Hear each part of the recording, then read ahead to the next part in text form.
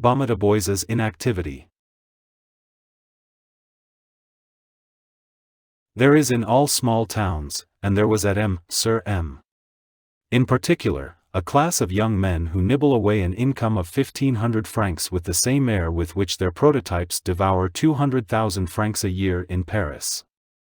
These are beings of the great neuter species, impotent men, parasites, ciphers, who have a little land, a little folly, a little wit, who would be rustics in a drawing-room, and who think themselves gentlemen in the dram-shop, who say, my fields, my peasants, my woods, who hiss actresses at the theatre to prove that they are persons of taste, quarrel with the officers of the garrison to prove that they are men of war, hunt, smoke, yawn, drink, smell of tobacco, play billiards, stare at travelers as they descend from the diligence, live at the café, dine at the inn, have a dog which eats the bones under the table, and a mistress who eats the dishes on the table, who stick at a sew, exaggerate the fashions, admire tragedy, despise women, wear out their old boots, copy London through Paris, and Paris through the medium of Pont-à-Mousson, grow old as dullards, never work, serve no use, and do no great harm.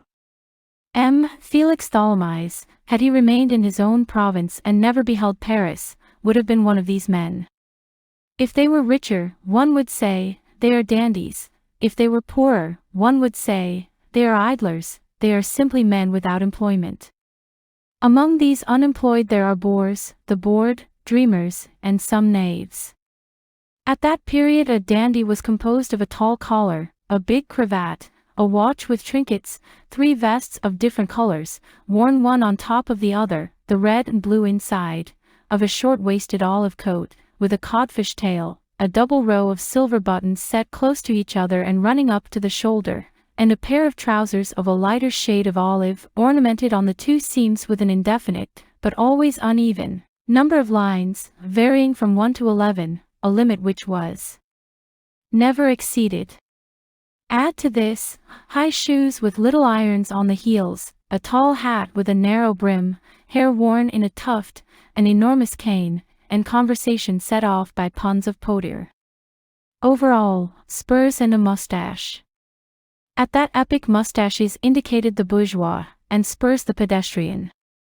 The provincial dandy wore the longest of spurs and the fiercest of mustaches. It was the period of the conflict of the republics of South America with the King of Spain, of Bolivar against Murillo. Narrow-brimmed hats were royalist, and were called Murillos. Liberals wore hats with wide brims, which were called Bolivars.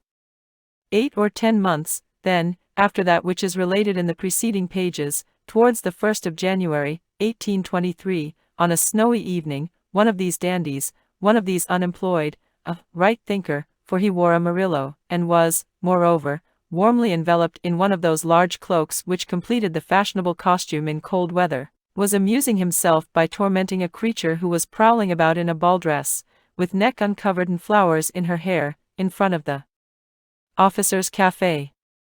This dandy was smoking, for he was decidedly fashionable. Each time that the woman passed in front of him, he bestowed on her, together with a puff from his cigar, some apostrophe which he considered witty and mirthful, such as, "How ugly you are, will you get out of my sight, you have no teeth," etc., etc. This gentleman was known as M. BAMATABOIS. The woman, a melancholy, decorated spectre which went and came through the snow, made him no reply, did not even glance at him, and nevertheless continued her promenade in silence, and with a somber regularity, which brought her every 5 minutes within reach of this sarcasm, like the condemned soldier who returns under the rods. The small effect which he produced no doubt piqued the lounger, and taking advantage of a moment when her back was turned, he crept up behind her with the gait of a wolf and stifling his laugh, bent down, picked up a handful of snow from the pavement, and thrust it abruptly into her back, between her bare shoulders. The woman uttered a roar, whirled round, gave a leap like a panther, and hurled herself upon the man, burying her nails in his face, with the most frightful words which could fall from the guardroom into the gutter. These insults, poured forth in a voice roughened by brandy, did, indeed, proceed in hideous wise from a mouth which lacked its 2 front teeth. It was Fantine.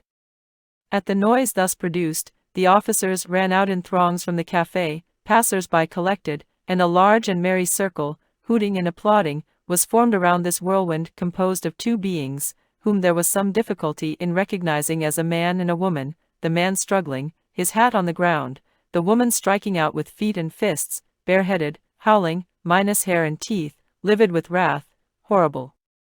Suddenly a man of lofty stature emerged vivaciously from the crowd, seized the woman by her satin bodice, which was covered with mud, and said to her, "Follow me."